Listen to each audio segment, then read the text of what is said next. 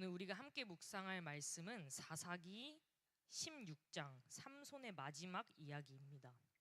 삼손은 성경 전체를 통틀어 보아도 가장 좀 극적인 인생을 산 인물 중에 한 명으로 꼽을 수 있습니다. 삼손은 태어날 때부터 특별한 사명을 받았고 누구도 상대할 수 없는 힘을 가졌으며 이스라엘의 사사로 세워졌던 사람입니다. 그의 출생부터 기적이었고 그의 삶은 늘 사람들의 시선을 끌었고 그의 이름은 곧 힘의 상징이었습니다. 그러나 그의 마지막 모습은 너무나 처참합니다. 눈이 뽑히고 포로가 되어 사람들의 조롱거리가 됩니다. 우리는 흔히 삼손에 대해서 이렇게 말합니다. 여자 문제 때문에 망한 사람, 자기 관리 못해서 망한 사람. 그러나 성경은 삼손을 그렇게 단순하게만 설명하고 있지는 않습니다. 사사기 16장은 단순히 삼손이라는 어떤 한 사사의 실패담이 아니라 신앙이 어떻게 무너지는지, 그리고 하나님과의 관계가 끊어질 때 어떤 일이 벌어지는지를 아주 적나라하게 보여주고 있는 말씀입니다. 여기서 우리는 잠시 멈춰서 생각해 봐야 합니다. 왜 하나님께서는 삼손의 마지막을 이렇게 자세하게 기록하셨을까? 왜 영웅의 화려한 업적보다 마지막 실패와 그 추락이 더 길게 기록되어 있을까? 그 이유가 있습니다. 삼손의 이야기가 어떤 특별한 한 사람의 이야기가 아니라 하나님을 아는 사람, 신앙의 길을 오래 걸어온 사람이라면 누구나 빠질 수 있는 위험을 보여주기 때문입니다. 우리는 이런 질문을 또 할 수 있습니다. 삼손은 언제 힘을 잃었을까? 머리카락이 잘렸을 때일까요? 블레셋에게 붙잡혔을 때일까요? 삼손은 그보다 훨씬 이전에 힘을 잃었습니다. 하나님과의 단절로 힘을 잃게 되었습니다. 하나님과의 단절은 어떤 보이는 결과가 확 드러날 때가 아니라 그 관계가 무너지기 시작할 때부터 조금씩 시작됩니다. 오늘 이 시간에 삼손의 마지막 이야기를 통해서 우리의 신앙 상태를 하나님 앞에 점검해 보기를 소망합니다. 삼손은 들릴라에게 비밀을 말한 순간, 머리가 그 밀린 순간 힘을 잃은 것 같이 보여요. 그도 그렇게 느꼈어요. 근데 삼손은 하나님이 없이도 괜찮다고 생각하기 시작했을 때 이미 힘을 잃기 시작했습니다. 여호와의 영을 구하지 않아도, 기도하지 않아도, 하나님을 의식하거나 의지하지 않아도 전과 같이 할 수 있다고, 살 수 있다고 여겼던 그 순간부터 삼손의 진짜 힘은 이미 무너지고 있었습니다. 삼손의 그 힘이 어디서부터 왔는지를 보면요, 그냥 단순히 하나님이 뿅 하고 주신 어떤 그런 능력이 아니라 어디서부터 왔는지 성경에 정확히 나와 있습니다. 삼손은 그냥 힘이 좋은 사람, 체력이 뛰어난 사람, 그런 사람이 아니라 처음부터 태어나기 전부터 하나님 앞에 먼저 구별된 나실인이었습니다. 나실인이라는 것은 단순한 종교적 타이틀이 아니라 삶 전체가 하나님께 속해 있다는 표시였습니다. 먹는 것, 마시는 것, 머리카락 한 가닥까지 자기한테 달린 것이 아니라 하나님께 달린 그런 사람이었습니다. 삼손의 힘은요, 근육에서 나온 게 아니라 여호와의 영이 임하실 때 나타난 결과였습니다. 사사기에 나타나는 삼손의 이야기를 읽다 보면은 14장과 15절에 계속해서 이렇게 나옵니다. 여호와의 영이 삼손에게 임하심에, 강하게 임하심에 이렇게 나오기도 하고요. 갑자기 임하심에 이렇게 나오기도 합니다. 이 표현은 매우 중요합니다. 삼손의 힘은 항상 유지되는, 삼손이 가지고 있을 수 있는 이런 힘이 아니라 하나님이 임하실 때 나타나는, 하나님이 부여하신, 하나님이 함께 하실 때 나타나는 능력이었습니다. 하나님과의 온전한 관계 안에서 유지될 수 있는 힘이었습니다. 그런데 사사기 16장에 보면은 이 표현이 점점 사라집니다. 삼손은 여전히 강합니다. 여전히 싸우고 여전히 이깁니다.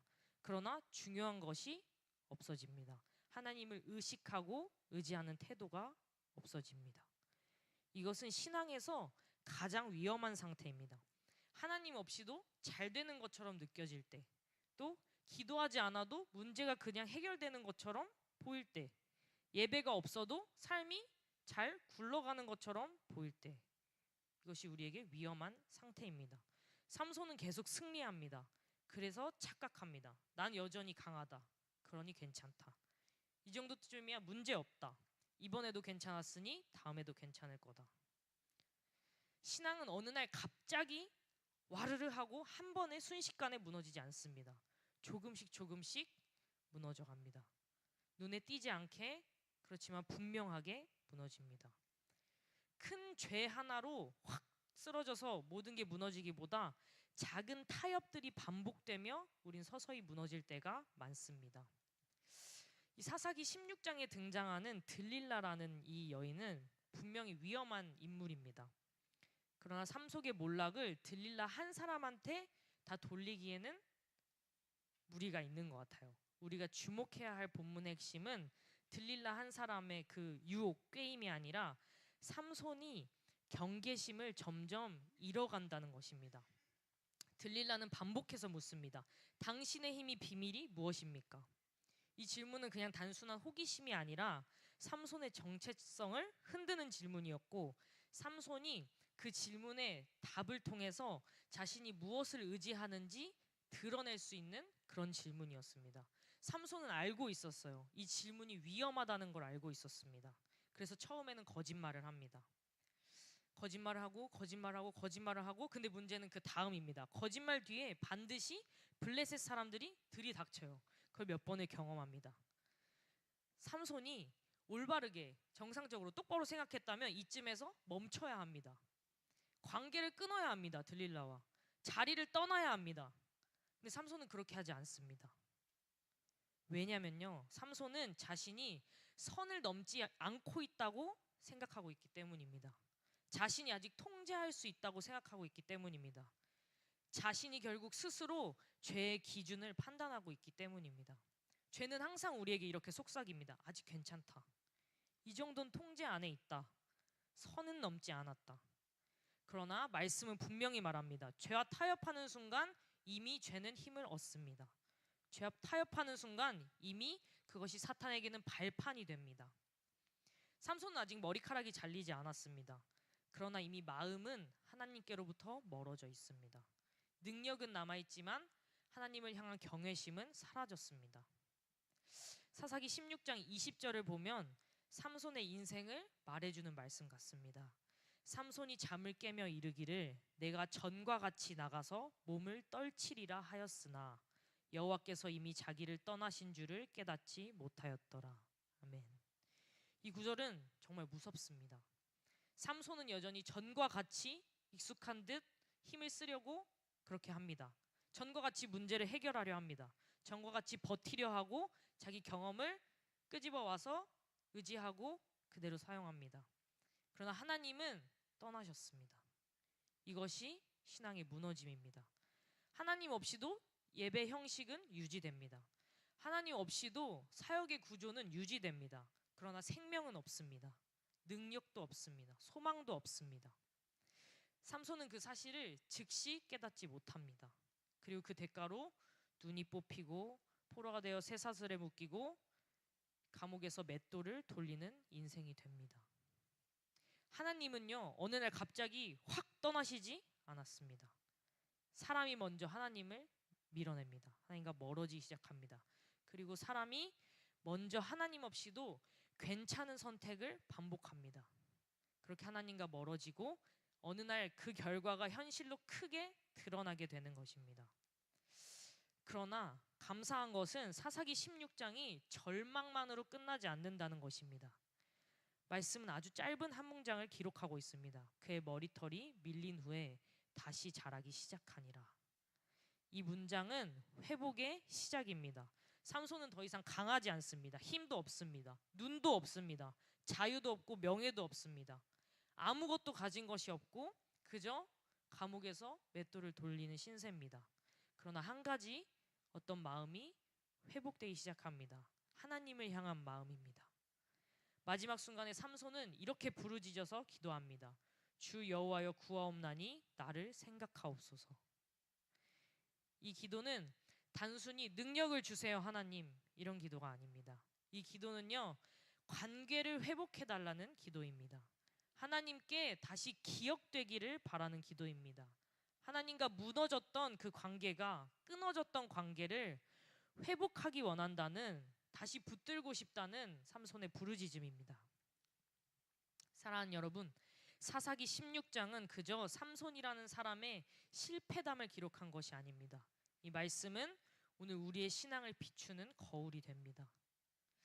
삼손의 몰락은 어떤 특별한 죄 한 가지 때문이 아니라 익숙해진 신앙, 느슨해진 경외심, 하나님 없이도 괜찮다고 느끼는 마음, 그런 마음들, 그런 착각에서 시작되었습니다.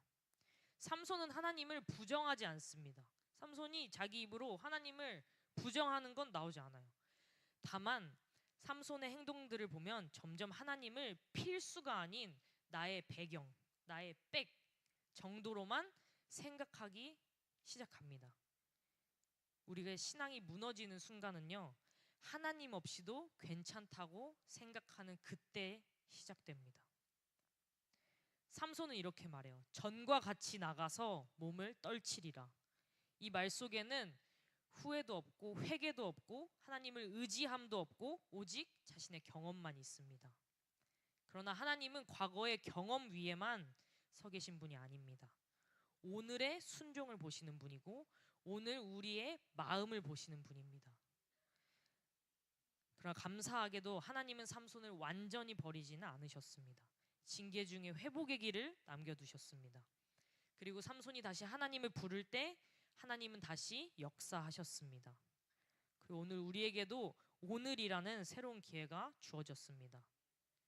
제 아침마다 묵상하는 말씀인데요. 여호와의 인자와 긍휼이 무궁하심으로 우리가 진멸되지 아니함이니이다. 이것들이 아침마다 새로우니 주의 성실하심이 크시도소이다. 아멘.